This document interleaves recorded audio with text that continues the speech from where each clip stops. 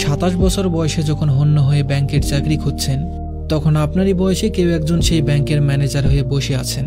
আপনার ক্যারিয়ার যখন শুরুই হয়নি, তখন কেউ কেউ নিজের টাকায় কেনা দামি গাড়ি হাঁকিয়ে আপনার সামনে দিয়েই চলে যাচ্ছে।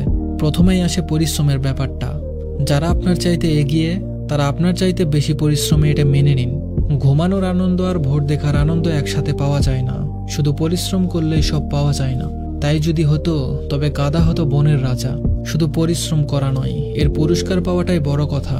আপনি এক্সট্রা আওয়ার না খাটলে এক্সট্রা মাইল এগিয়ে থাকবেন কিভাবে? সবার দিনই তো 24 ঘন্টা। আমার বন্ধুকে দেখেছি, অন্যরা যখন ঘুমিয়ে থাকে তখন সে রাত জেগে আউটসোর্সিং করে। ও রাত জাগার সুবিধা তো পাবেই। আপনি বাড়তে কি করলেন সেটাই ঠিক করে দিবে আপনি বাড়তে কি পাবেন। আপনি ভিন্ন কিছু করতে না পারলে ভিন্ন কিছু পাবেন না। বিল গেটস রাতারাতি বিল গেটস হয়নি। শুধু ইউনিভার্সিটি ড্রপ আউট হলে স্টিভ জবস কিংবা জুকারবার্গ হওয়া যায় না। বড় মানুষের বড় প্রস্তুতি থাকে। নজরুলের প্রবন্ধগুলো পড়লে বুঝতে পারবেন উনি কতটা সুশিক্ষিত ছিলেন। শুধু রুটির দোকানে চাকরি করলেই নজরুল হওয়া যায় না, কিংবা স্কুল কলেজে না গেলেই রবীন্দ্রনাথ হয়ে যাওয়া যাবে না। সবাই তো বই বাদাইয়ের দোকানে চাকরি করে মাইকেল ফারাডে হতে পারে না। বেশিরভাগই তো সারা জীবন বই বাদাই করেই কাটিয়ে দেয়। স্টুডেন্ট লাইফে কে কি বললো সেটা নিয়ে মাথা ঘামাবেন না। যে ছেলেটা প্রোগ্রামিং করতে পারতো না, সে এখন একটা সফটওয়্যার ফার্মের মালিক। যাকে নিয়ে কেউ কোনোদিন স্বপ্ন দেখেনি, সে এখন হাজার হাজার মানুষকে স্বপ্ন দেখাতে শেখায়। ক্যারিয়ার নিয়ে যার তেমন কোনো ভাবনা ছিল না, সে সবার আগে পিএইচডি করতে আমেরিকায় গেছে। সব পরীক্ষায় মহা উৎসাহে ফেল করা ছেলেটি এখন একজন সফল ব্যবসায়ী।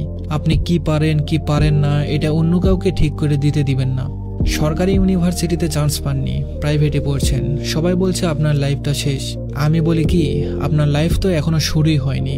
আপনি কত দূর যাবেন এটা ঠিক করে দেওয়ার অন্যরা কে? লাইফটা কি ওদের নাকি? আপনাকে ডাক্তার ইঞ্জিনিয়ার হতেই হবে কেন? যেখানে পড়াশোনা করেন না কেন, আপনার এগিয়ে যাওয়া নির্ভর করে আপনার নিজের উপর। শুধু oh shit, sorry baby, chatting dating এগুলো দিয়ে জীবন চলবে না। আপনি যার উপর ডিপেন্ডেন্ট, তাকে বাদ দিয়ে নিজের অবস্থানটা কল্পনা করে দেখুন। যে গাড়িটা করে ইউনিভার্সিটিতে আসেন, ঘোরাঘুরি করেন, সেটা কি আপনার নিজের টাকায় কেনা? একদিন আপনাকে পৃথিবীর পথে নামতে হবে।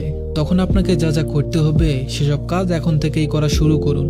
জীবনে বড় হতে হলে কিছু ভালো বই পড়তে হবে, কিছু ভালো জায়গায় ঘুরতে হয়, কিছু ভালো মানুষের সাথে কথা বলতে হয়, কিছু ভালো কাজ করতে হয়। জীবনটা শুধু হিহি করে কাটিয়ে দেওয়ার জন্য নয়। একদিন যখন জীবনের মুখোমুখি দাঁড়াতে হবে, তখন দেখবেন পায়ের নিচ থেকে মাটি সরে যাচ্ছে, মাথার উপর আকাশ ভেঙে পড়ছে। স্কিল ডেভেলপমেন্টের জন্য সময় দিতে হয়। এসব একদিনে কিংবা রাতারাতি হয় না। আপনার মতো করে লিখতে হলে আমাকে কি করতে হবে, আমি আপনার মতো রেজাল্ট করতে চাই, আমাকে কি করতে হবে, এগুলো আমি প্রায় শুনি। তবে আমি বলি কি, অসম্ভব পরিশ্রম করতে হবে, নো শর্টকাট। আপনি যখন স্কুল কলেজে পড়তেন, তখন যে সময় আপনার ফার্স্ট বয় বন্ধুটি পড়ার টেবিলে মুখ থুবড়ে পড়ে থাকতো, সে সময় আপনি তাকে দেখে হাসতেন। এখন সময় এসেছে আপনি পড়ার টেবিলে বসে থাকবেন। জীবনটাকে যে সময় চাবুক মারতে হয়, সে সময় জীবনটাকে উপভোগ করলেন।